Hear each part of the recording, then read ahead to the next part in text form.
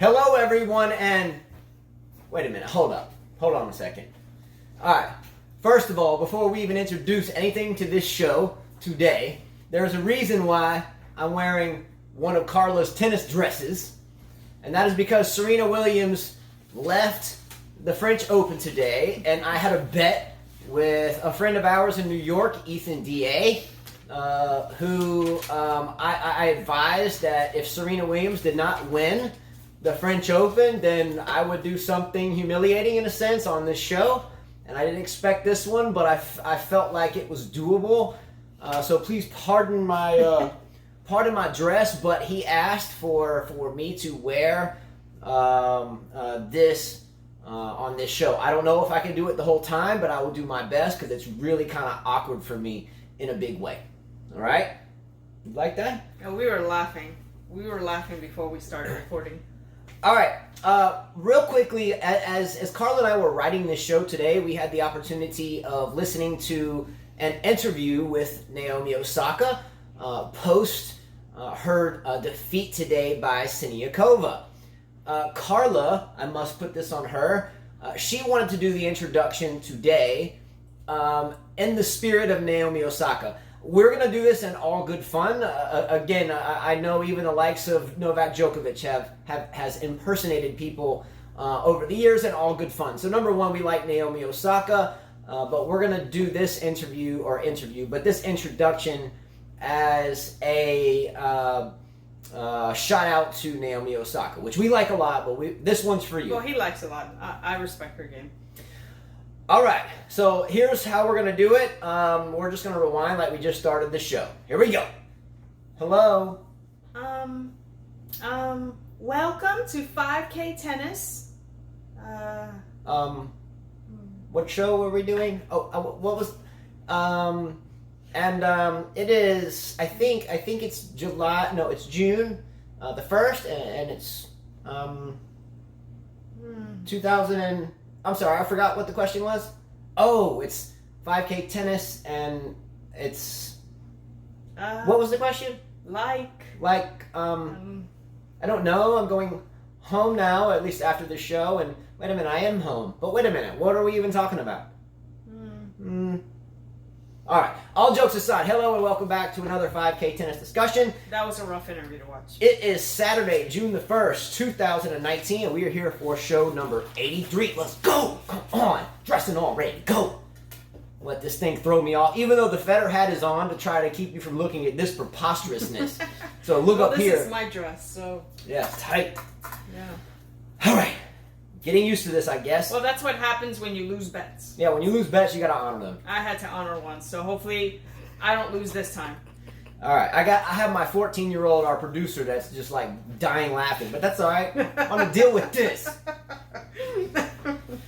All right, so the fourth round is set. Very exciting. The second week has now been announced. Carla indicated as the pre-French Open discussion shows began that TM would not make it through the first week, and TM is here. Well, he squeaked through. Yes, I had Sister to Queen who went to the French Open and was yesterday at Châtrier. Châtrier is what you said? Châtrier. Châtrier. She was watching Tsitsipas play against, who was that he played against? I forgot. That's not good. Who? She was watching last night's match, Tsitsipas and Krajinovic play. Krajinovic, yeah. Krajinovic, yes. So she was there, and she's the one that sent me a message and said, wait a minute, didn't you say that TM was not going to make it past the first week? And he did. Oh, she called you out on that too. She did call me out. But yeah, he squeaked by. I really thought he would lose. There was a few close ones there, but he made it. By the way, today was a really rough day for Carla and I in a sense of watching these matches. We generally get all the matches. This morning we were up, 5 o'clock this morning. We left the house about 5:36. And generally we can follow the matches by a few different ways. And all those different ways were out of the picture, less just keeping up with the scores on Google as we were doing our real job today. And in a sense, I just feel weird right here. I can't get my whole mind right. I feel kooky. Well, you showed Ethan already. I'm sure you could change. No, he's going to call me weak or something. Look, I'm doing what I got to do. I'm not happy about it, though. I'm just not. I don't feel good. Well, I don't feel good that Serena lost, but it is what it is. Anyway, we have had almost zero coverage from the French Open today outside of watching live scores as we refresh screens, etc. But hey, we're here, and I think because we have all followed this tournament up to this point, I think we all get the vibe for maybe what the scores represent. And I actually started watching some of Fognini's match against Bautista Agut. I'm going to go and watch the replay because I like to see what happened. So it's been an incredibly long day, at least for us here. I think it's around, 3 o'clock p.m. Central Standard Time. We started this day, I think you around 4:30 this morning, me around 5. So it's been a long one, but we're here. Let's go. And I did not expect to have to do this, and I did not expect Serena to lose. However, she did so. So let's jump right into it so I can get this over with. Please, by the way, like and subscribe to our channel. As always, thank you so much to all of you. This past couple of weeks has been just stellar. And again, if not for you all out there keeping us motivated and keep us smiling, and hopefully vice versa, then we wouldn't be doing this at all. We would just be doing it as we always have done amongst one another. So thank you for enabling us to share our passion for the game with you. All right? I feel sorry for anyone who loses a bet against me, because if this is how it's going to be, it's on. Just saying. All right. Did you decide what would happen with Asus? Anis Asus? Well, Federer hasn't lost yet, so let's not even talk about that yet. I don't even want to think about that right now. Okay, let's not even think about that. All right, moving forward. There are 5 of you, or 5 of us, that are still in the thick of things for the Wilson Burn 100S tennis racket giveaway. Strung up with your choice of YTEX strings. I will do that for you at whatever tension you desire. There are 5 of us left out of all the applicants that are still in the mix. Number 1 is myself. Number 2, Ethan D.A. 3, Peter Dijkstria in Sweden. Number 4, Furzy09. Number 5, Kenneth Chow. And number 6, Kasper, a.k.a. Detseville in Poland. All 6 of us, I think I said 5, there's 6 of us. All 6 of us still have at least 3 finalists and 1 winner, which is the qualifications for the tennis racket giveaway. So the 6 of us are still in it. Real quickly, the 3rd round is complete, and I have all the points added up, and I'm going to announce the top 3 in that order, 1, 2, 3, who are still very much alive. And there are other people that are very much alive too, but I'm just reading the top 3. My son's still laughing at this preposterous setup. Ethan D.A. I'm not too happy with at this point. Didn't expect it, but I thought I would be non-accepting of my word. I told him as long as it's not anything racially charged or politically charged or biased in any way, shape, or form, I was in.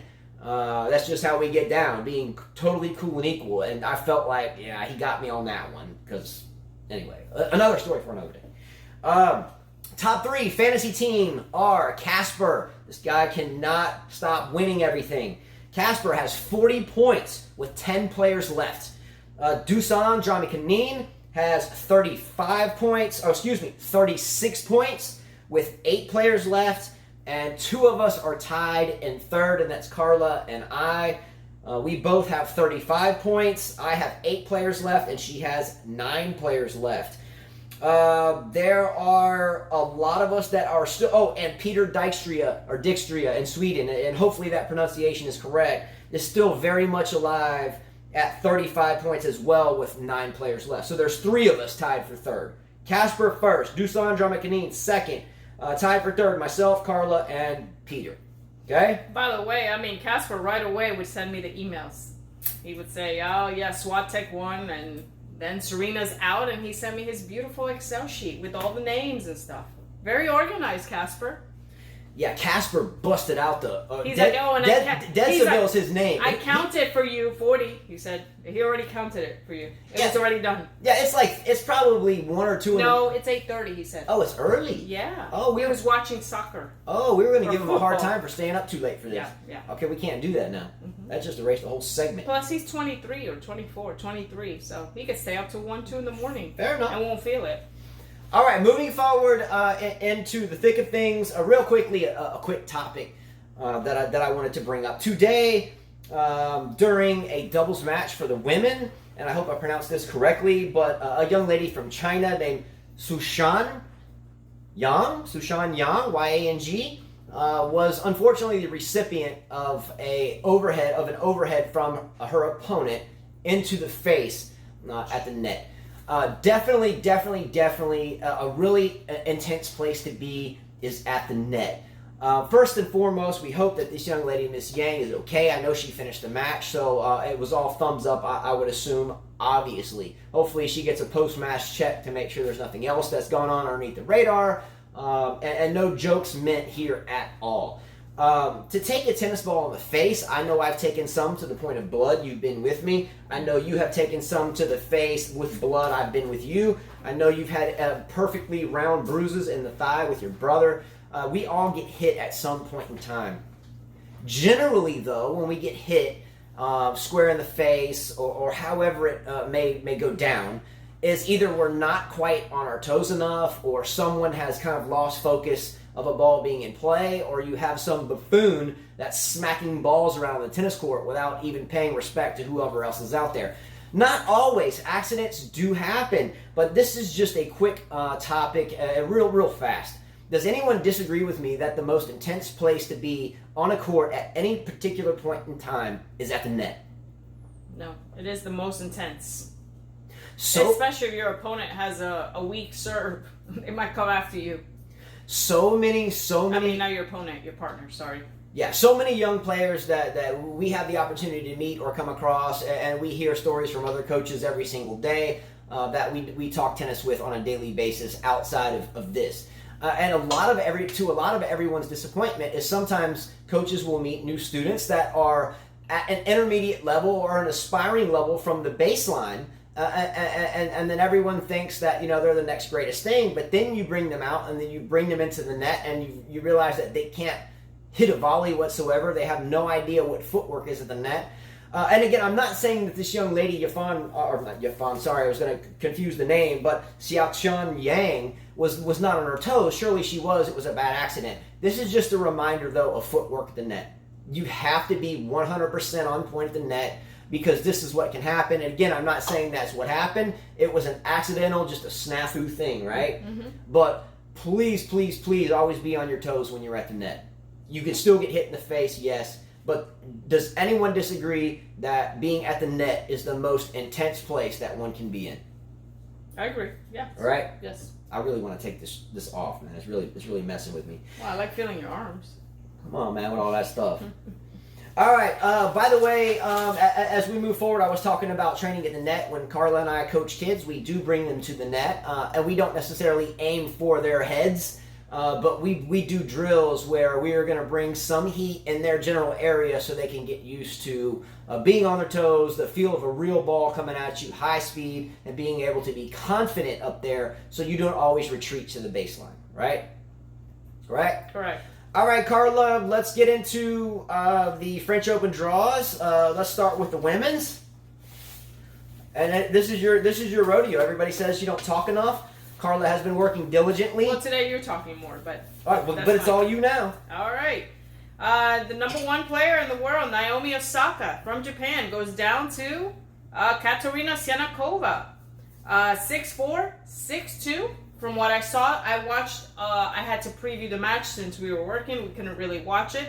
Siniakova was playing pretty well. Pretty aggressive, serving well. Osaka was missing quite a bit from what I saw, the few points that I saw. Was I shocked that she lost? Yes, very shocked. I thought she would get through Siniakova just because, well, she's the better player. I mean, she has the technique. She doesn't play bad on clay. And I really thought she would end up facing Madison Keys in the next round. I don't really know how I really feel about this outcome of this match. Wait a minute. What did you ask me?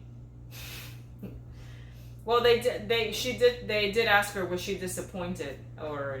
Oh, did you mean am I disappointed right now or the other day or wait a minute? When did you ask me if I was? Is it now or wait a minute? What match are we talking about? Anyway, look. She said that she wasn't too bummed out that she lost in her interview and that she wouldn't miss, I guess, the French Open. Serious notes. I would have never said that. Totally kidding. I like Osaka. Not everyone is super comfortable talking with when their mind knows that there's a trillion people watching them. And that's probably why she's up and there. I'm poking fun at that. I like Osaka a lot, and she's a really good player.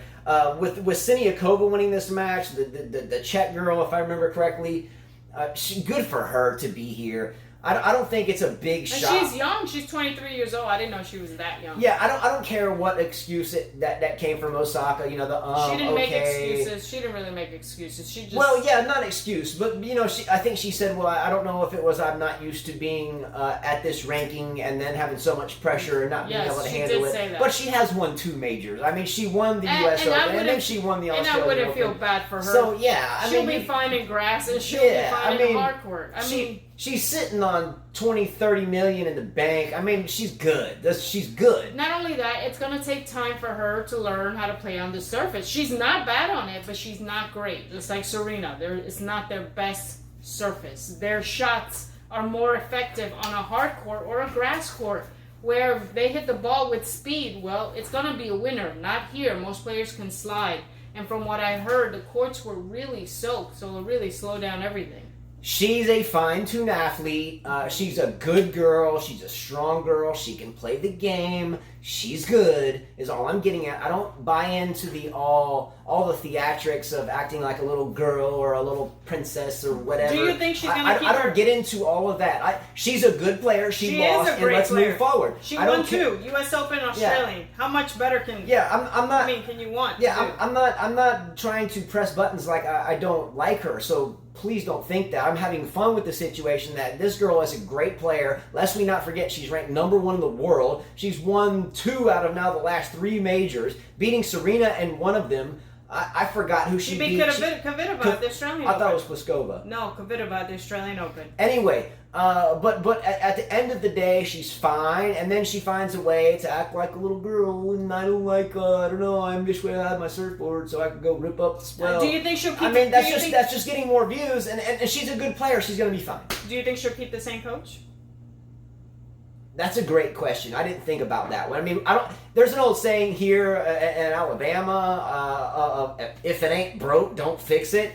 And her relationship with Sachin Bajin, I don't think was broken. I think maybe people were whispering in her ear, hey, man, don't you think that guy's... No, I don't know what was going down. I told B-Dog, the thing with Bajin is that he is a brutally honest coach, and perhaps she didn't want to hear some of the stuff he was telling her. Aren't we brutally honest, though? Yes, and I think that's the problem. I think she's used to being baby. She likes everything sugar-coated, and this guy, to me, Jeremy, seems like someone that's going to please her, and eventually she's going to want to find someone like Boris Becker, who's going to tell you how it is, or Ivan Lendl. I don't know if I would use Boris Becker on that one. I don't know. I watched his interview that Rajesh sent me, and he's pretty straightforward what he says, so... Well, hey, good for everyone involved. All jokes aside, we had fun with this one. Osaka's going to be fine. She's number 1 in the world. She's won 2 majors. She'll make a final at Wimbledon. Yeah, I would pick her on my... Wimbledon, good. She's in my bracket for sure. Yeah, but you just said you would pick Serena yesterday at Wimbledon. Has your mind changed after her loss today? No, definitely has not changed. All right, so watch that. No, but I mean, I would pick Osaka, my 8. You know, when we pick 8, yeah. Osaka would be in that bracket. She wasn't in my bracket for this one, but she'll be in my bracket for Wimbledon. All right, moving forward. Next match was Madison Keys, who took out Blinkova in 3 sets, 6-3. She lost the first set 6-3, 7-6, 6-4, so she moves on to the 4th round. Good for her. I think Keys will beat. This is a good thing for her that she's not facing Osaka. Very good opportunity for her. I've actually enjoyed Keys. I wish she would be mentally tough, and great opportunity for her to actually make it to a final, I think. I don't think Madison Keys wants to let this match versus Siniakova go 3 sets, though. Keys needs to win this decisively, or at least say 4-4, 3-4, maybe a 7-5, 6-4, no worse. Or I think she might be a little bit too tired to face off against Kenin or Barty in the next round. But I do think Keys will beat Siniakova. But if it goes in a close match into a 3rd set, I'm going to give the edge to Siniakova. Well, they've never played against each other, and Madison Keys is 24, Siniakova 23. So honestly, this is Keys' chance to make it further into a Grand Slam and prove to all of us that she could win one. The one she should have won the U.S. Open, by the way. Keys hits the ball, and she hits it well. If she can hit it well, say a C+ average, a B- average throughout this match, I think she wins in straight sets. Sophia Kenin from the USA defeated Serena Williams, a 10th seed from the USA, 6-2, 7-5. I could not watch the match, unfortunately, but I did get some messages from a few of the viewers, Rahesh, Ethan. They said that Keys served very well, and she was lasting longer in the rallies, hitting through the shots. Serena missed. She had a whole bunch of unforced errors, but they all did say, and without me, asking them too much, that Serena did not lose this match. It was Kenin who won this match. In other words, she was the better player today. I think the other day we had a viewer, Jalen Brown, that had are you eating cat? Yeah, are you eating? He mentioned if Serena Williams lost to Nara, the Japanese player, he would eat a reel of catgut tennis string because it was quote unquote highly digestible. So I wonder if he's eating a half a reel now. Is he eating a half a reel of string? Maybe not a full reel in comparison to Nara, but I think Kenin is worth a half a reel, right? Definitely. Now, after Serena's loss, what do we think for her? I mean, I had a viewer that sent me a message before we started this show. Name is Arthur Atsuka, and he says he loves Serena. I'm guessing it's a he, and that usually he doesn't watch tennis matches after she loses. Do we think... He's been watching our show. Do we think that Serena will ever win another Grand Slam? We said that Kerber would not, and Wozniacki would not. Do we think this is the same with Serena Williams? I'm going to give you my answer. I do not, because clay is her worst surface. Even though I think she's won 2 French Opens, she will do well at Wimbledon. She will do well Serena's at the US won Open. 2 French Opens or 1? 2. Okay. 2. It was like Sharapova, Serena. Oh, yes. Okay, yes. Got you. So she's won 2, and I think she wants to, she wants to get that record, and I think she's going to try really hard. But I think that she has probably this year and next year, and that's it. I think Serena will get her record time. She has to tie it, right? So she has to get 24 to tie Margaret Court and 2 to surpass. I think she does tie. I don't know about surpass. She needs to win Wimbledon and the U.S. Open, and she's got, if you're correct, if she has these next 2, she needs to win 2 out of the next 4. In other words, if she's going to play for 2 more years, she has 2 more chances at the U.S. and she has 2 more chances. She's not going to do it her least chances at the French Open. So fair enough. Yeah. I think she'll be okay. She'll be fine. But the clock is ticking. It is ticking. She is 37 years old. It is ticking. Next match was Ashley Barty, the 8th seed from Australia, defeated Andrea Petkovic from Germany 6-3, 6-1, as expected. Should have happened. Barty can really slide well on this surface. I did watch her match against Collins. I did mention Australian Open. I didn't really like her slice too much, but it's effective on clay, really effective. She knows where to put it. And she will face off Sophia Kenin. Ashley Barty has actually beaten Kenin 2 times. And they played on clay and hard court. They're about the same age, 23 years old for Barty, 20 for Kenin. I think I would like to see the 20-year-old win this match, but if Barty wins, I'm fine with that too. Could have Andrea Petkovic beaten Ashley Barty? Yes. No. Was it expected? She could have beaten her. She could have. I'm not saying during this match. I'm just saying before it started, would anyone have given her a chance? I would have, because I followed the girl for a decade. She could have. But it's no surprise that she did not. The next match, I think, will be very interesting. Barty Kenin. I think this is one to watch. By the way, speaking of matches to watch, I didn't realize the intensity of some of the matches that we haven't been able to watch today based upon local programming issues. Since I remember when Roger Federer won the French Open in 2009, and I was in New England at that point in time. And I had taken the state of Vermont, not that that matters, but I remember taking a day off of work that day to watch the French Open final, and had been and not that I ever checked the TV schedule. I just assumed and had been working every single day, coaching and other things up until that point. And I just knew he was playing in the final, and I hoped that he would win that final. And I took a day off, and lo and behold, it wasn't even on television. So in other words, I wasted a day to take off then. So let's just fast forward from 2009 until today. And here we are in 2019, and we can watch no matches. It's not on the Tennis Channel that we paid 3 times the normal amount. Tennis Channel was replaying Fognini's match with Nadal when he beat him. From Barcelona or Monte Carlo or wherever. ESPN had on women's softball, respectively. No disrespect there. The mixed channel was so we had no coverage. No coverage for the French Open, and we had the likes of Serena playing. We had all of these matches. NBC, playing. we couldn't see it because of something in Alabama, or we were unable to see the match. Anyways, I guess the moral of the story for the coverage is just that, geez, I wish it was better. Do any of you experience this type of coverage issue when you're able to not have to grind out life like we all do and can take a little bit of time and watch a tennis match? Do you have the issues where you are? Because we definitely have it here, and it kind of bites, just to say the least. But I think Barty will beat Kenin, and I think we will have a Barty, Madison Keys quarterfinal. Well, good for these two American girls. Keys is American, Kenin is American too, even though she was born in Russia. Yeah. Left as a small child and trained in the U.S., so I guess USA deserves the credit. Well, yes and no. Because, this is one of those gray areas. She left like when she was really small. Well, like really. Well, you have the girl Bolsova today, who is from Moldova, I think, that plays for Spain. Obviously, there's a money changing hands there in coaching. But Kenin, and not that this doesn't matter. This is trivial. No, but Kenin speaks with a non-American accent. It's good to see. Well, yeah, too. I guess it's like saying Martina Navratilova and Monica Seles are now have the American flag. Yeah, in other words, whatever flag you want next to your name when you're playing a tournament, if you are paying and forking out the gist of the coaching, well, they become citizens. That's for the them flag. it's different. I mean, it doesn't matter. I'm just you just mentioned that Kenin was American, but she's really kind of not. Yeah. Well, but no, respectively either way. Yeah, but she left when she was really young. So it's like, let's say you're born in a country and then your parents bring you right away to that country. I mean, Sharapova in a sense is the same way, but she still plays with the Russian flag, right? She does play with So she's trained in Florida since almost the very young years. Right, but never. But she kept the Russian flag. Yeah. Naomi Osaka, same difference. She trains where? Florida? Yes. And flies the Japanese flag. So Yes. I guess these flags just flip-flop all the time. You know, I guess, hey, we'll give you another $20 million if you stick my flag. I think with Sophia Kenin, though, her parents left that, like I said, she was very little. Well, either way, I just feel like if you're born somewhere, that's where you're from. Even if you move out of there after the hospital papers are signed and you move on. I mean, you're just born there. Am I wrong?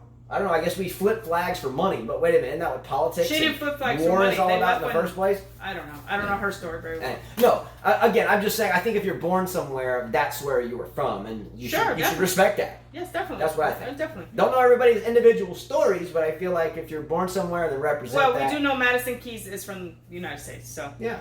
All right, Simona Halep, the number 3 seed, moves on pretty quickly against Leslia Sarenko from Ukraine, the 27 seed, 6-2, 6-1. Good for her because she had a rough match before that, 3-setter, and then another 3-setter. So it was good for her body, her small frame, to get a break. You know, because she's going to need it. It's tough to repeat a French Open. Tough, as Justin and I did some research. Very tough if you're a woman, unless you're Justine Henin. Simona Halep looks really good right now.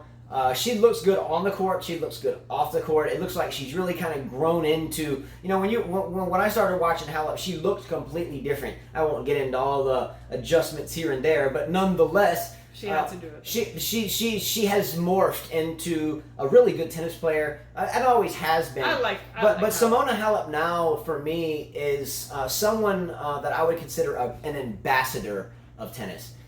She has an elegance about her. She has a fight about her. People like her. She's friendly. Simona Halep, to me, I don't care for her game. Okay, all the defense and grinding it out, blah, blah, blah, blah. But from an overall package standpoint, I think she is a true ambassador to tennis. She looks the part. She acts the part. I think that all in all, I give Simona a standing ovation. Not a fan of her game, but as an ambassador, standing O. Definitely. She won't win the French Open again, but yeah. I'm not sure either at this point, but I think now she has a better opportunity that Serena's out. Yes, absolutely. Serena's generally always had Halep's number. Yes, definitely.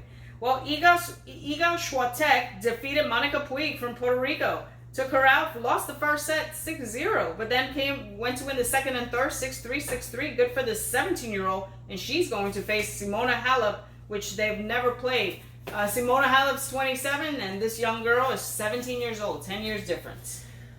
Whew, I give the 17-year-old a good chance against Halep. I do Actually, too. I do. Very good Yeah, chance. I agree totally. She's aggressive. She's going to hit that ball, and Halep better get ready for some running.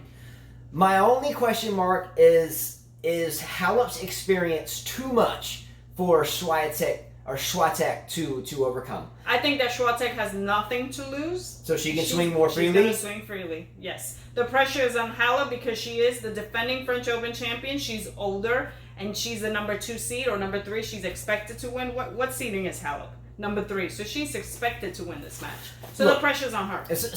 One of the rules I like about Wimbledon, and someone can call me out on this if it's changed, I think, correct me if I'm wrong, did not look this up, but I think that when someone wins Wimbledon one year and then they play again the next year, I think they're automatically the number 1 seed. So let's say you are ranked number 5 in the world, you win Wimbledon, the next Wimbledon, I think you're given the 1 seed, which I like. I mean, I think you give respect where respect is due. Yeah, I'm surprised they didn't give her that number 1 seed here at the French Open. I don't think it works that way here, and I may be wrong. That might have changed with the tiebreaker in the 5th set at Wimbledon. Well, correct us if you guys know. Yeah, so I think Halep needs to be treated as the best player left in this tournament at this point right now, given has won this tournament before. The only other player still in this tournament that's won the tournament is Muguruza, I think. Yes, Muguruza won it. Yes. So I think it would be kind of cool to see Halep and Muguruza in the final, but watch out for Swiatek. She has nothing to lose, I agree, but I think Halep will be too much and get too mental into the young girl's head. I think Halep wins this one routinely, but I think Swiatek does have a chance. Well, I'm happy about this win. I picked this girl, Amanda Anisimova, the 17-year-old American player who I said would go far in this tournament. Defeated the player that you said would win, Irina Camelia Begu from Romania. You said she would beat her, but she did not. It was close. 7-6, 6-4. Again, the 17-year-old proves to us that one day she will be a Grand Slam champion. And another American playing clay. Good for her. And now this draw opens up for her because her next opponent is Bolsova, which we were talking about, who defeated Alexandrova 6-2, 7-5. So we have a 21-year-old against a 17-year-old. Good opportunity. They've never played, obviously. I don't think that anyone out there can honestly say that they could have predicted the bottom half of the top section of the draw. I had Anisimova, but then I had her losing to Kvitova, but Kvitova was injured, so... Yeah, who could have called that you would have Bolsova, Anisimova, and Swiatek only standing in Halep's way to the semifinal. And I say only, these girls can play. This just goes to show you that the French is a different animal. Yes, very unpredictable. I mean, we've had champions in the past that we've never heard of, never expected to win, and they won. Look, here in this match, I hope for a good one. I'm going to go with Anisimova here only because, geez, it's so tough that we have any Americans do any damage at the French Open anymore. So I'm hoping she does well, but again, this is a toss-up match, and I couldn't even guess who would win, but I'll just pull for Anisimova. All right, real quickly on the bottom half of the women's draw, a quick recap. We'll have Sloane Stephens and Garbine Muguruza. Yeah, Garbine Muguruza are playing tomorrow. Carla, who you got? I'll go with the American Stephens, and just because Casper has Muguruza, I have to go for Stephens. Yeah, I want to beat Casper too. If Garbine Muguruza loses tomorrow, I can take him, and he won't get the tennis racket. So we need Muguruza to lose. Donna Vekic against Johanna Konta. Who you got? Vekic will win, but because of the story and everything I know, I'm going with Konta. Oh, you're going with the personal life story. It's going to cause bad karma. Yes. All right, who's going to win between Vondrousova and Sevitsova? I have Vondrousova on my picks, so I'm going to go with the 19-year-old. I'm going to take Sevitsova there. Who's going to win between Martic and Kanepi? Martic, she deserves to win. She beat Pliskova. I agree with you there. Yeah.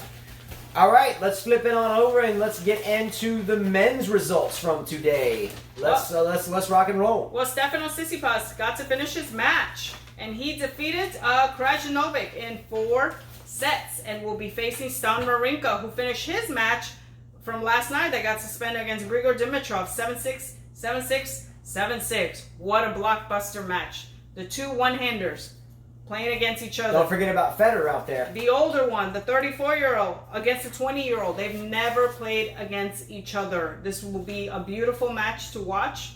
one of the toughest matches in this whole section, if you look at it. You've got Nadal, Londero, Pair, Nishikori, Federer, Mayer, Tsitsipas, and Wawrinka is the match to watch. My pick, I love both of them. So I can't Wawrinka's going to be too much. I can't pick. I can't pick. I can't do it. I must admit that I have never been ready to jump on the Tsitsipas bandwagon. I've never been ready to jump on the Zverev bandwagon or the Borna Coric like I lost today bandwagon. We'll get to that. But I think I'm close to jumping on at least the thumbs up wagon with Tsitsipas because he has proved at this point that he is maturing. You can see his muscles getting bigger, at least especially in his quadriceps. Highly important at the leg, going 3 out of 5 sets. And he's showing that. And now he's doing it on all surfaces comfortably. So I'll give Tsitsipas a standing ovation for getting into the 4th round of the French. But I think Wawrinka, former champion here, I think Wawrinka will beat him. I think it will be 4 sets, but I think Wawrinka takes him in 4. If I'm looking at strategy-wise for Federer to have a good chance to win the French Open, then I would have to pick Wawrinka because I think he has Wawrinka's number. If I want to be greedy, then I would say Tsitsipas because then he could win the French Open. I think Wawrinka takes it no matter what in 4 sets. I might be wrong. Again, the French Open is very hard for me to predict. It always has been. But I think Wawrinka wins this match. Next match was Novak Djokovic, your number 1 seed, took out Salvatore Caruso, the qualifier from Italy. Quick match, 6-3, 6-3, 6-2. Honestly, not entertaining at all, but we all expected Djokovic to win this match. The top 3 have gone through, really, except for one hiccup for Nadal. They've gone through it pretty easily, honestly. Well, check out just a recap of the 4th round matches. Djokovic has Struff, okay? Nadal has Londero, and Federer has Leonardo Meyer. The toughest match there is going to be Struff. The toughest match is Struff. Now let's look at Djokovic versus Struff. Very tough match. They're both older, 32, 29. I didn't know Struff was 65, and Djokovic has beaten him already one time, by the way. So look, Djokovic should have had a test in the 1st round against Hurkacz, and he was just too good. Djokovic will get a test against the 6'5", I think, Jen Leonard Struff. He beat him in Doha in 2 sets. You know that I actually picked Struff in my fantasy to beat Djokovic.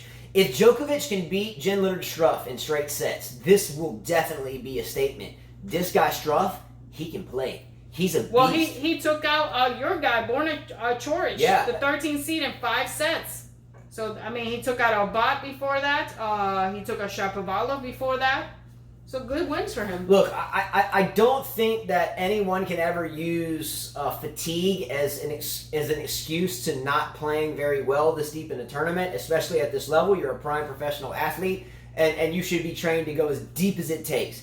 But I do think Struff has a reasonable excuse if he gets trounced by Djokovic, what he's going to get. That he might be a little bit fatigued, right? Because he's had an arduous role and is still here. But I think Djokovic proves to be too much and beats Struff in straight sets, honestly. Okay.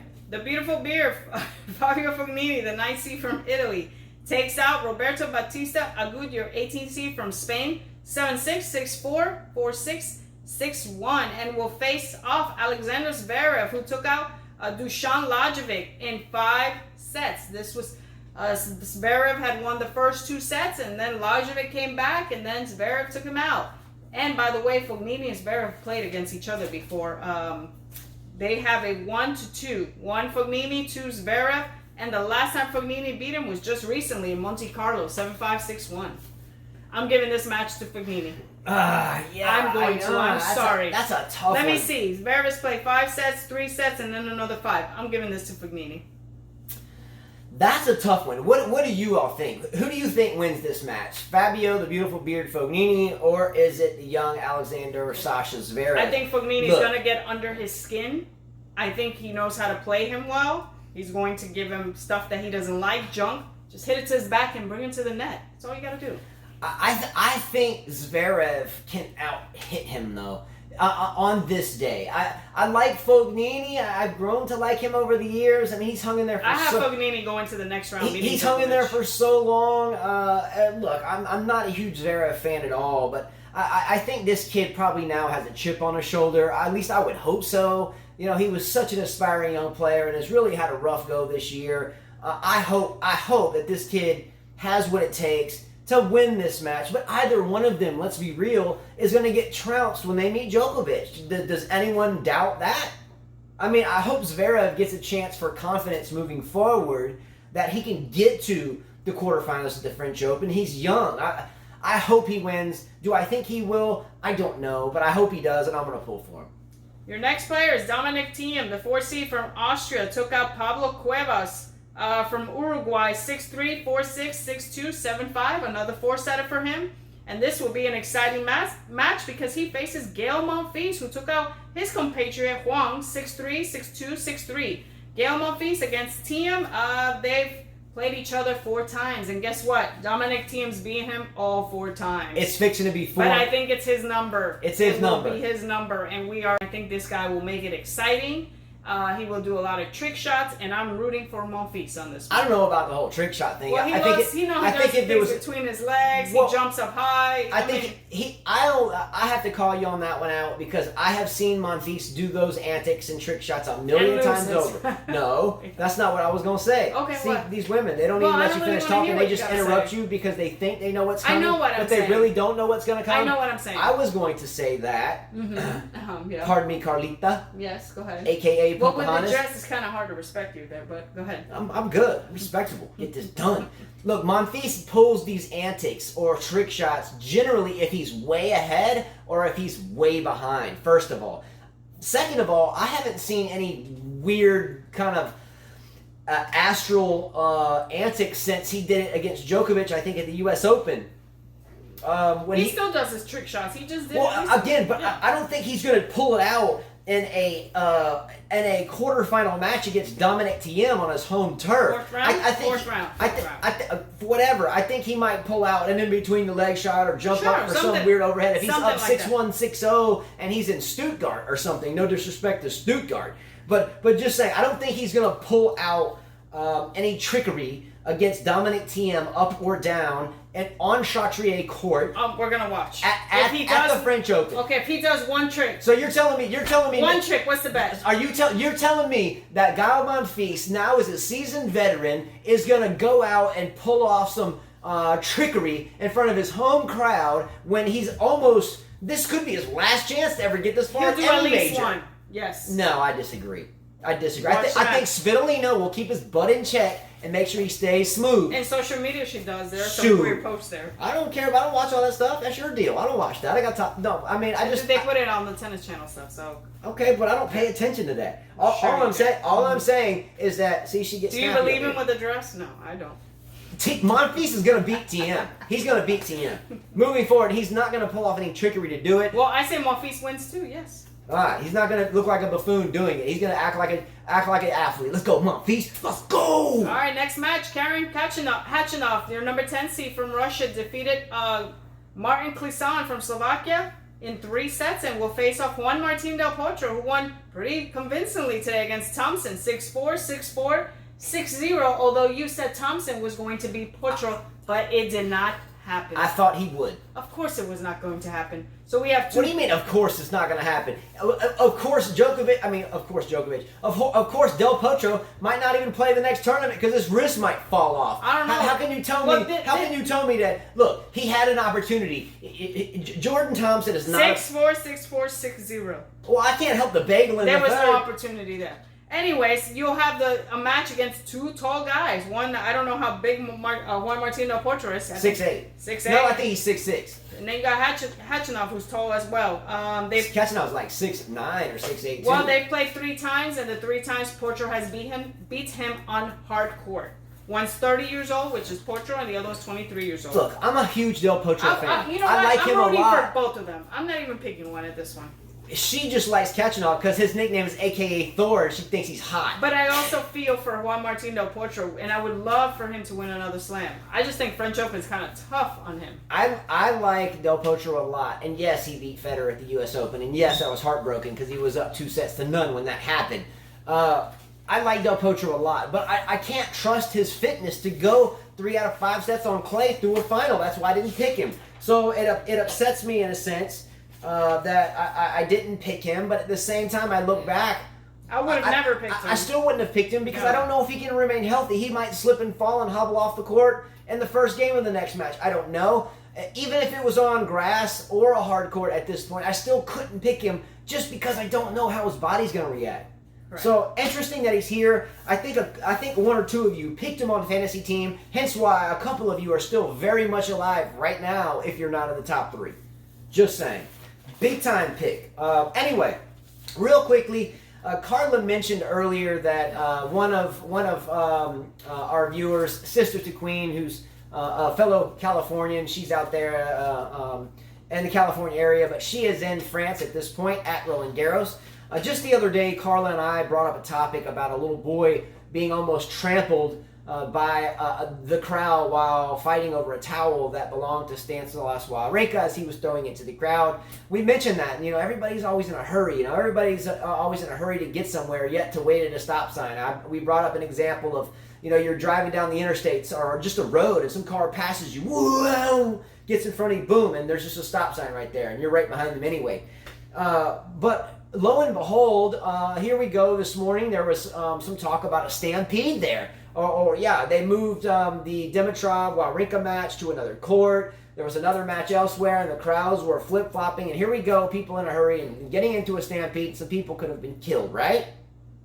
It's a huge problem. It's a huge problem. No matter in tennis, the world is a crowded place, and everybody is in competition, and no one has time. No one has money to do anything. At least the majority of people are all grinding out, doing the best they can to do what they love to do.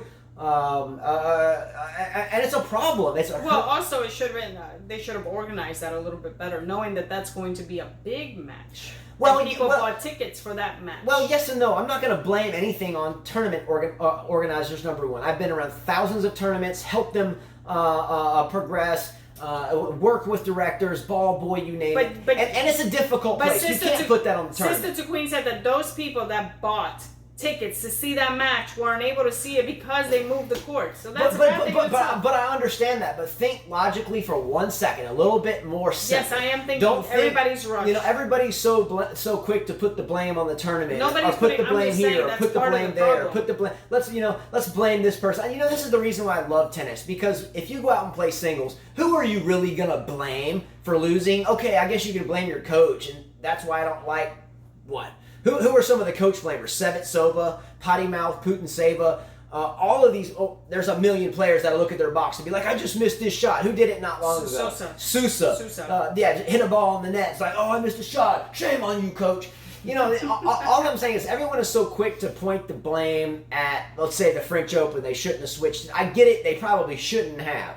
But let's look at the people that caused the stampede. Did everyone really need to, oh no, they moved the match. Zoom, let's go. I'm going to bust everybody out of the way so I can get a better seat. Come on, you guys knew that Wawrinka was going to beat Baby Federer. Well, not even that. But the moral of my story is what I want to mention, is everyone has to understand that the world is extremely competitive these days. I'm a child of the 70s, born in 77, grew up in the 80s and 90s, and the world is a different place these days. There's a lot of people, a lot more than I remember, at least where I'm from, and the cities that I've lived in across the United States. Everyone has information right here, right now, right here, right now, right here, right now. Libraries are non-existent. There is no such thing as slow your roll. There is no such thing as watch out for the old lady in front of you if there's something you're trying to get in front of her. Back then it'd be like, hey, let me help you, young lady. Can I help you get to where you're going? Now it's just like, get out of the way! Get back! Get that! Get what they need. Young ladies sitting here trampled on the ground. That's reality. And here we are dealing with this type of reality in tennis. Here we are. We for 200 years of tennis, we've had no tiebreaker in the fifth set. Now we have one major with no tiebreaker, or with no tiebreaker in the fifth set. Now we have computers fixing to take over line judges. Now we have a beep if we can't tell that the ball clipped the tape. All I'm saying is slow down. These two dudes are gentlemen. If they go from one court to the other, they got to walk over there. They get a chance to warm up again, get their shirts off, get everything set, line their water bottles up like Nadal does, pick their underwear, get their headband straight, and all that other stuff. You can't tell me that you can't slow your roll a little bit and get there, because you just ruin it for everybody else. Slow your roll. Slow down. Shh. I really can't. Talk like Osaka. Yes. She's not in a hurry, and I like her for that. All right. And I had something written here today that I was going to elaborate when I just went off on that tangent. Carla and I saw a wreck today, and it was quite brutal. And it was at the same intersection where one day I almost got us into a pickle for hurrying too much. And here we are, we rolled across the same intersection, and lo and behold, we pull up on a car that was absolutely just destroyed. I don't think anybody walks out of there and a moment of silence in a sense for whoever was in that. No jokes, obviously, at all. Definitely a serious situation. But the same intersection, it gets clogged. And if people are approaching a green light, it goes from 3 lanes to like 1, or approaching a red light. So it goes from 3 lanes, and if you don't get up front first, then 3 lanes wedge into 1 almost immediately, and you're left with a telephone pole or swerving into traffic. I was in a hurry a couple years ago and got into that situation, and luckily it worked out okay, thank goodness. But it was a really sketchy scenario there. So here we are, 4 or 5 years later, we come across the same darn intersection that happened on, and what do we see? It was almost like a reminder, slow down. Whoa, slow down, okay? Slow down. All right, real quick topic that I wanted to bring up, and Carla and I discussed this one earlier, and this involves tennis, vintage tennis, and wooden tennis rackets. So right now we're at about 51 minutes and 15 seconds, 51:15. So we have a topic that we want to bring up, and let's make it quick. The topic is if right now in the game of tennis, we designed a fifth major, and the game had to be played with wooden tennis rackets. The surface is questionable, whatever. But if we had to play a major right now, a fifth major, but the rule was everyone had to hit with the wooden tennis racket, male or female, didn't matter, no coaching on the sidelines, and there were no tiebreakers in the 5th set if you're on the men's side, right? Who wins that tournament? Who wins it? Right now, who wins it? Federer would definitely win that. I could say... Anybody with an Eastern grip, Tsitsipas would win that. Maybe Del Potro in there? People with more of they know how to slice, serve and volley, because that's how the game was. That's how the game was before. I don't know. But Nadal, he would do terrible in this. I don't know if a two-handed backhand could pull it off. Yeah. I only mentioned Del Potro because if you all know, I think there was a point in time, call me if I'm wrong, where Del Potro was undergoing wrist issues and he went from hitting two-handed to a one-handed slice. Yes. That's the only reason why I mentioned Del Potro. Anybody who volleys well in the sport, who can slice, hits a one-handed backhand, is not a grinder, will do well in this tournament. So it would eliminate a lot of women. Halep would do terrible. That would be a play. I think someone like Petra Kvitova would do well. I'm going to put a link above at 52:50. If you watch it right as soon as it's published, I know a lot of you jump right on it. It may not be there, but I'll find it almost immediately and find it. There was a video, and I think it was kind of bad done. One of my sons was videoing it. He's never videoed anything, so he was moving back and forth pretty quickly. But Carla and I were hitting with a wooden tennis racket. I wasn't really trying to hit. You were. I'll find it and put it above. Everybody watches you hit when we do our YTEX videos. I never hit. I'll do it next time. I actually hit next time. But at roughly 53 minutes, somewhere in there, I'll put a video above. It should say suggested videos. And you can see that you can still hit at a really good level, in my opinion, with the wooden tennis racket. And I hadn't hit with one in 20 years prior to pulling this one out. You can't create a lot of high spin like Nadal does. You wouldn't be able to do that with a wooden racket. And it's hard to generate as much racket speed. The racket doesn't get through the air as fast. But anyway, I'll put the video above just for fun. It wasn't even anticipated. We were just hitting and one of my sons was filming and the camera was all over the place. But anyway, you can still play at a high level with a wooden tennis racket. But who wins it? I would say Federer, Del Potro, Tsitsipas, anybody with a one-hander, I think. Wawrinka, Dimitrov. Yes. Exactly. Yes. Carlos Suarez Navarro, yes, Justine Henin. Yes, Justine Henin definitely. Steffi Graf with a rule. As we know, Martina played with wooden and she did very well. Great question. Who do you have winning a fifth major if it was played with wooden tennis rackets? Knowing they're much heavier. Well, at least some of them. There are some light ones out there. Yes. All right. Ending the show, we're going to do 12 rapid-fire questions. I think you all know the drill. Carla, you ready?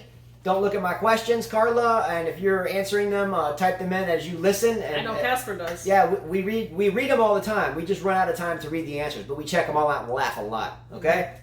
Question number one. Carla, Now that you have lost your 2 women's finalist predictions and winner, who is plan B for winning this tournament? Anisimova. Good call. Number 2, Sister to Queen. What's up, Sister to Queen? Let's go! My fellow basketball fan that's in France right now at Roland Garros, Sister to Queen, is now in France. Do you think she is still keeping up with the NBA Finals? No. Again, I'm a basketball fan. Anyway, my Lakers are awful. She's a Laker fan too. No, I don't think she is. I think she is. I think she's keeping up with it on her phone. Okay. Question number 3. Kasper, a.k.a. Dedseville in Poland, has taken our fantasy team competition to an extreme, or not an extreme, to a different level, to another level, right? He busted out the Excel spreadsheet. Let's go!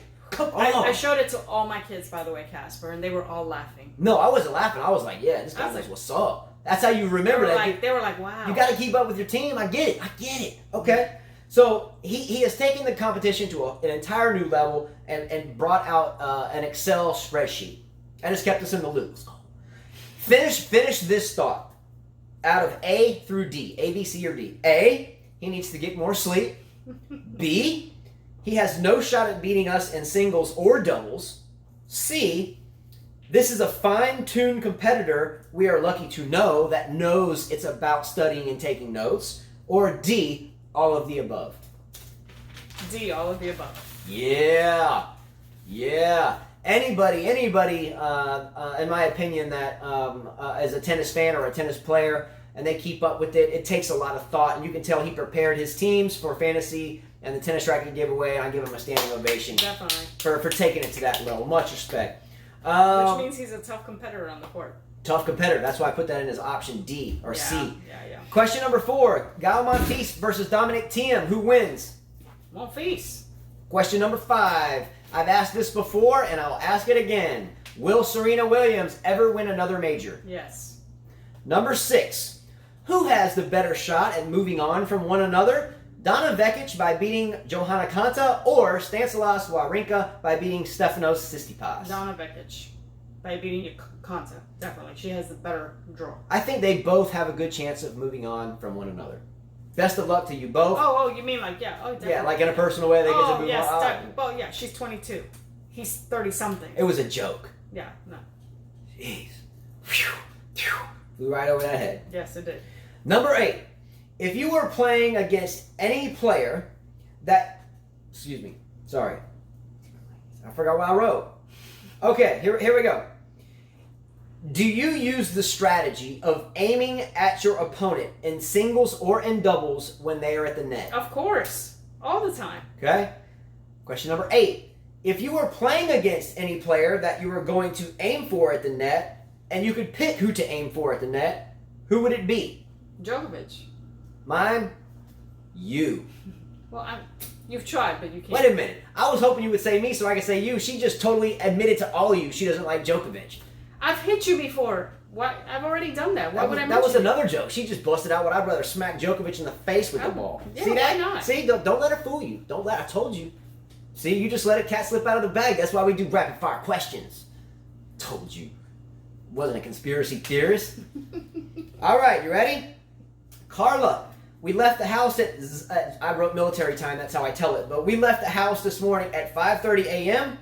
And at around... closer to 6, but yeah. And at around 8:30 a.m., we got really, really hungry, and for the first time in many years, we stopped at a fast food restaurant, went through the drive-thru, and ate fast food breakfast. Should we feel guilty? Yes. Yeah. Yeah, I wasn't too happy after I ate it. I was like, Yeah, we'd been on the roll. I think we ate last night at around like 5:30 or 6. We woke up at 5:30 this morning. It's 12 hours. And then at around 8:30 this morning, we were starving hungry. And our 3-year-old, I hadn't eaten yet either in like 15 hours. Yeah, so we stopped at a fast food restaurant. We had no choice, and we got to keep going. Yeah, I felt pretty guilty about that deal. But hey, well, I guess we'll try Will I do it again? No. It'll be a long, long, long time ago. Maybe we'll try to work it off tomorrow? Yeah. Well, we'll have lessons, so we probably won't be able to. We can do something. We'll figure something out. Yeah. All right, number 10. Since we are on a food topic, if you could order one thing on a restaurant right now to be cooked for you, right now, someone could cook for you at a restaurant, what would you order? It's sushi, which wouldn't be cooked. Same answer. Yeah. Yeah. Number 11. Should Naomi Osaka think about hiring a public speaking coach? Yes. Agreed. Number 12. I bet you her mom could help her. Question number 12. I think mom probably enabled her to still be at that mental level at this point in time anyway. So I would think mom would be the antagonist here and not the... So maybe dad, because usually dads are serious. I don't know. I think both probably babied the one to still have that mindset at her age. Okay. So maybe she should just hire a public speaking coach. Okay. Number 12. If there were no such thing as clay courts, would Rafael Nadal still be in the greatest of all time discussion? No. No. Bonus question. Here we go. Bonus question. You ready? I get laughed at a lot at times when I mention things like, I like Tim Henman, the British player, right? It's good to watch, yes. Okay, but I've been laughed at. How can you say Henman's better than Murray and all this other stuff? You can't say that. No. But let me finish. See? Spanish women. I'm not the only one. They're ready to finish your sentence. I'm not the only one. The viewers even said, how can you compare Tim Henman to Murray when Murray's won Grand Slams and Tim Henman hasn't even made a final? I'm getting there. I'm fixing to tell you how I can compare them. See, here's the thing with Carla. Let me tell you this. I can walk up to Carla and in my mind, I'm going to say something like, hey, Carla, you look really nice today. An example, okay? But however, that's what I'm thinking, as polite and nice as I am. We'll go to her and say things like that, right? So plan this out. Hey, Carla, you look really nice today. However, that's not how it goes down. It goes down like this. Hey, Carla. What? No, here's the sandal. Smack! I can't even finish she looks nice. Are you serious? Because she's just assumed By the way, it's going to be something preposterous, and she smacks me with the sandal. He exaggerates his whole sandal thing. Chris, am I exaggerating? He said no. He should give me the whole no. I'm just telling you. Carlo, you're really nice. Sometimes I can't talk as fast as I'm rushed to do here because I don't have a clock. So if I'm like, hey, Carla, Osaka pause. Hey, Carla, Osaka like. You look really nice today. I don't even get the pause because she's like, no, you got nothing. Get back. Take the trash out. What? Yeah. Oh. Whoa. When I first met you already told this story. Let's just get to the point. Yeah, when I first met her, I told her to teach me to speak Spanish. She wrote me 5 note cards to take home 3 hours away. I get home and start studying the note cards. You know what they said? One said, marry me. One said, take out the trash. And one said, close the door. I'm talking second date. True? Shoot. It's not all of what it seems up in here. I'm telling you. Let me finish my statement now. Is that okay? Sure, go ahead. You sure about that? You got sandals on? Oh, you do. I better watch out. I told you she keeps these sandals. I'm gonna hit pause. I'm gonna be like, smack. All right, bonus question. Now let me finish the whole deal. I get laughed at times for mentioning things like I like Tim Henman a lot in comparison to Andy Murray's, etc. If we gave a Tim Henman in his prime a wooden tennis racket, and we gave a wooden tennis racket to a Rafael Nadal in his prime, who would win? Henman, I would hope. Problem solved. Oh, wow. I almost fell off this chair. My heart. That's what you need to beat me, a winner racket. I beat you with a regular racket. Why would I need I proved it on the video on my phone. I beat you with one. You need a winner racket. This girl talk. I wish I could hit her with a sandal. All right, moving forward. Thought of the day, quote of the day as we end this show. And this quote actually comes from Arthur Ashe. And actually, Carla found this one. And I did ask Carla, why don't you read this one? Because everyone gives me heat for talking so much. She was like, you know what her response was? No, you can write it and read it. Is that right, Carla? Mm-hmm. Do you want to read it? No, you can. See? You're on a roll. Carla found this topic and she pointed it out to me. And Carla simply just has to read it. You sure you don't want to read this? No, you can read it. Anyway, it's a wonderful quote. All jokes aside, this is her quote. She found it. Arthur Ashe stated, one important key to success is self-confidence. An important key to self-confidence is preparation. I'll repeat it. One important key to success is self-confidence. An important key to self-confidence is preparation. Very true. It's a wonderful quote. Number one, brush your teeth. If you don't brush your teeth and you're speaking to someone like, hey, how are you? And you're blowing hot air all over their face instead of wintergreen, it doesn't work out too good. Prepare to meet people and to talk to people. Hygiene, number one, comes across for me on that one. Don't breathe hot air on people's face because I'm telling you, it's not a good deal at all. Brush your teeth, okay? Brush the teeth. Number two, study. If we study people's games before we play them, we have a better chance at winning. If we study for an exam before we take it, we have a better chance of passing. Does the list need to go on? practice. How about practice? If we practice more, do we have more confidence when we play matches? If we practice more and anything, are we better prepared to excel at it? You would think so, right? Old saying, good in, good out. If we eat junk and breathe slop and put crap on our skin and etc. I guess I shouldn't say crap on my skin because I have these tattoos that I've had for a long time that I got revealed with Ethan DA's dress. Anyway, good in, good out. But it's best to prepare, and if you prepare, then you have self-confidence, right? Yes. Let's say if we just sat down and filmed the show like we did on our very first one with nothing in front of us, I wonder if we would still be doing it. Probably not. Right? Yeah. Preparation is everything. Ending. What are some examples of why it's so important to prepare, and how is preparation related to self-confidence? Right? You know what I mean? Mm-hmm. I've been preparing all 5 of my kids, even my 3-year-olds. I start preparing to go to college. Our oldest son, 16, will now be a senior in high school. I hope I have prepared him. 17. I hope I've prepared him to go to college, and I hope his younger brother, who helps us with these videos, and they all help, but I hope they're all prepared to go as well. And I think if they are prepared, they'll have more confidence to do well when they get there. Right? Am I right? Correct. Hope so. All right. Slow your roll if you are at the French Open, because again, the tickets aren't cheap and no one wants to get trampled while they're there. This is one of the reasons, by the way, that we always try to keep it positive here, by the way. A lot of times we get comments and stuff that aren't positive. I think we always try to slow down what we're doing and not try to rush out anything until we have gone through it and made sure that anything negative is deleted. So we even slow it down. We push through these in speed because we have a time limit, and I know we all, you do, but when we're not here, we really try to make sure we slow down too and make sure this is all kept kind of in a family manner, which I think we do have, right? Right. All right, anyway, that's it. Thanks so much to all of you. Again, without all of you, there is no us. Being able to do this with all of you is absolutely a pleasure, and we hope we can keep it growing so we can continue to do it.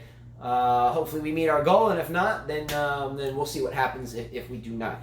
So let's go, everyone. Have a great day. Have a great evening, and we will see you tomorrow. And I think we get our tennis coverage back here tomorrow. And I will be going head-to-head with Casper, a.k.a. Dedseville, in the Sloane Stephens Muguruza match, so I can't wait till Sloane Stephens wins that match. Anyway, like the video, share the video, subscribe to our channel. Sorry for the length here today. I think the dress heated up my brain. Anyway, as Carla always says, Au revoir.